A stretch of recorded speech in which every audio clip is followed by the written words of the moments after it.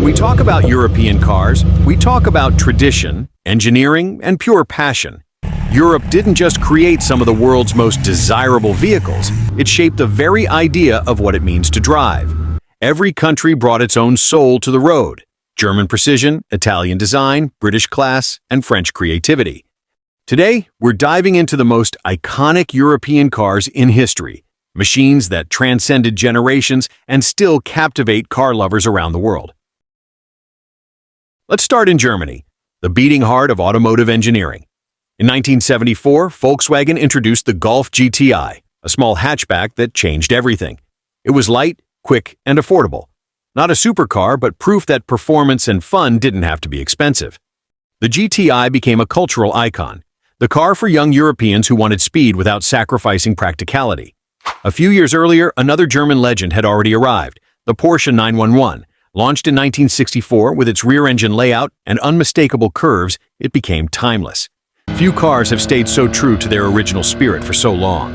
The 911 isn't just a car, it's a tradition of perfection, evolving without ever losing its soul. And of course, there's the Mercedes-Benz 300 SL Gullwing. Those upward-opening doors made history in 1954. It was the first production car with direct fuel injection, combining elegance and performance in one breathtaking package. Even today, a 300 SL in perfect condition can fetch millions of dollars. From Germany, we head to Italy, where cars are built with heart and emotion. In 1967 came one of the most beautiful designs ever created, the Ferrari 275 GTB4.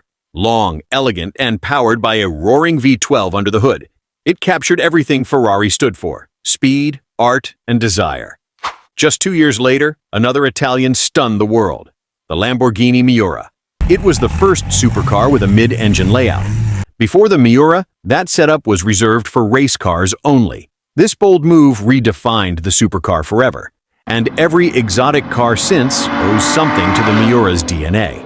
In the 1980s, Italy made us dream again with the Ferrari F40. It was the last car personally approved by Enzo Ferrari before his death. A monster built from carbon fiber, brutally fast, raw, and uncompromising. When you see an F40, you're not just looking at a car, you're looking at the end of an era. And then we have the United Kingdom.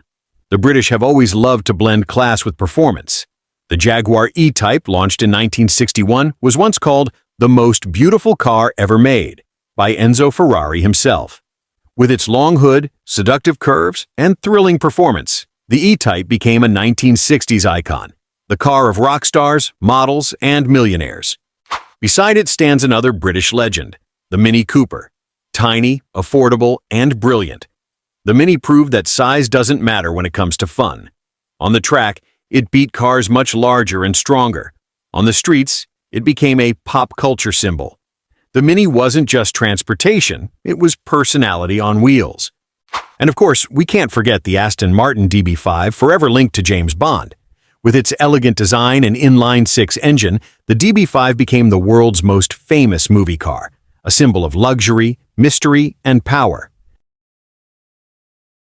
Now we cross the English Channel and arrive in France. France has always been bold and imaginative. The Citroën DS, launched in 1955, looked like it came straight from the future. With its hydropneumatic suspension and futuristic shape, it didn't drive. It floated. It was the car of presidents, artists, and visionaries. And in the 1980s, another French icon won hearts, the Peugeot 205 GTI. Light, agile, and fun, it was the French answer to the Golf GTI, with a rebellious spirit all its own. Speaking of rebellion, let's head to Sweden. Few remember, but Volvo revolutionized automotive safety. The three-point seatbelt, used in nearly every car today, was invented by Volvo, and the company made the patent free for everyone. Then, in 1992, a small Swedish brand changed the game: Koenigsegg. From a humble workshop, they began building some of the fastest cars on Earth. The Koenigsegg Agera RS, for example, hit over 277 miles per hour. That's 447 kilometers per hour. Swedish engineering at its most extreme. And finally, we can't forget the most popular European car of all time, the Volkswagen Beetle. Born before World War II, designed as the people's car, the Beetle became a global symbol. Built in more than 20 countries and sold in over 150, it transcended borders and generations. In the 1960s, it was more than just a vehicle. It was freedom on four wheels. Few cars carry as much history, charm, and emotion as the Beetle. These are just some of the cars that shaped Europe's automotive soul. Each one represents an era, a philosophy, an ideal.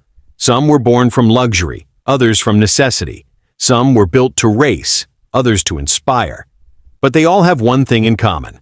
They weren't just made to move people, they were made to move the world.